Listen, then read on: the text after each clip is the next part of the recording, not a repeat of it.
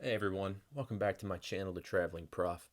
If you're interested in learning Russian vocab one day at a time, go ahead and like this video and subscribe to our channel so you don't miss any of our future videos.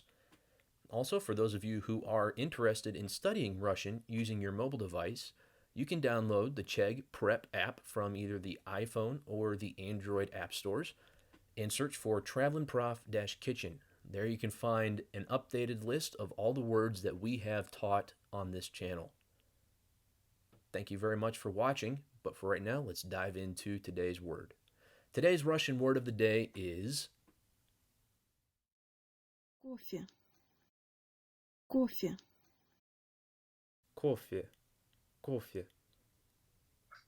So it's actually a sound very similar to the English word coffee. I don't know about you, but I can't get by on my day without a cup of coffee. Maybe you're like me. Leave a comment down below. We'll see you again tomorrow with a new word. But until then, get curious and start digging. кофе, кофе.